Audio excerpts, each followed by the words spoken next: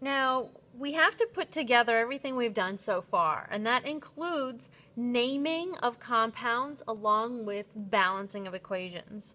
So now we're looking at a statement. It says barium nitride reacts with water to yield barium hydroxide and nitrogen trihydride, which is also ammonia. Now, the thing that you're going to have to do in this case is figure out, long before you can do any balancing, is figure out what these formulas are for each of these. When you look at barium nitride, you will need to be able to figure out that it is Ba3N2. This is an ionic compound. Based on their charges, you can determine that you need 3 bariums for every 2 nitrogens to balance that out. Water, I certainly hope that you are well aware that water is H2O. When you see yields, that's where you include your arrow. Barium hydroxide. Now, you need to note that hydroxide is a polyatomic ion. It is OH. Barium having a +2 charge and hydroxide having a -1 charge means that you're going to need 2 hydroxides for every 1 barium to have a balanced compound. And nitrogen trihydride, or ammonia, is a covalent compound, so that tells you exactly how much of everything is in there. You have 1 nitrogen and 3 hydrogens. Now, once you do that, then it is much more possible to balance the equation. Again, I'm going to show you how to do this using the inventory method. We've got barium, we've got nitrogen, we've got hydrogen, and we've got oxygen on both sides. So let's count up how many bariums we have. On this side we have 3, we have 2 nitrogens, we have 2 hydrogens, and we have 1 oxygen. On this side we have just the 1 barium, 1 nitrogen.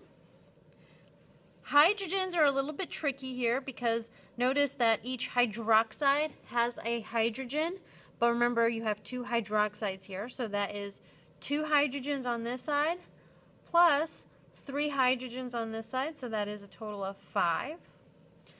And for the oxygens, once again, you have 2 because you have 2 hydroxides, and each hydroxide has 1, so 2 oxygens. Now, best place to begin here is with the bariums. You have 3 bariums on the reactant side, while you only have 1 barium on the product side, so we can assume that 3 molecules of barium hydroxide will be made. So now this is changed, but realize that that also now changes the oxygens and hydrogens. So again, this gets a little tricky. You have 2 hydrogens in barium hydroxide, but now you have 3 molecules of it. So now you have 6 hydrogens in barium hydroxide plus the 3 here, making 9. And you have, again, 2 oxygens in every barium hydroxide times 3 is going to be 6. Okay.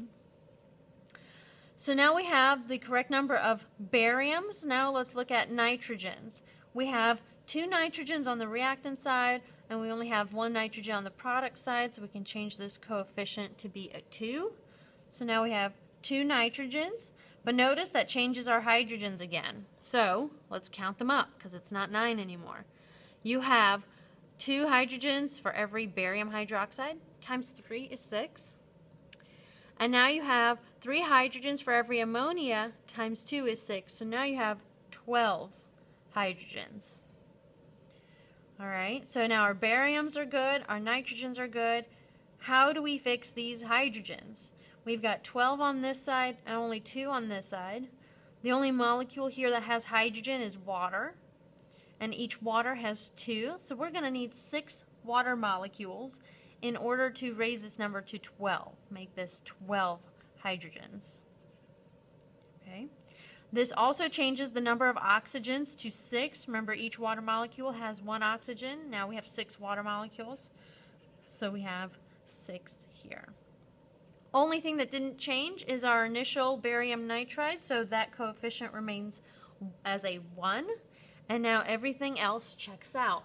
So now you have gone from the actual statement, barium nitride reacting with water, to the chemical formula, and then balanced it using the inventory method. Excuse me.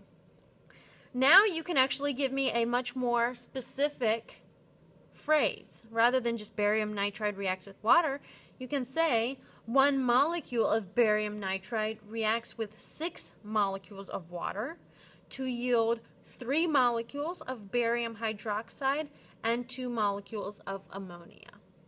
Okay. We'll do more practice with balancing and much more practice with looking at the phrase and being able to come up with the skeleton formula and then balancing it. So the skeleton formula is just the formulas of each compound, and then balanced is looking at those coefficients, making sure you have the same number of each element on the reactant side as you do on the product side.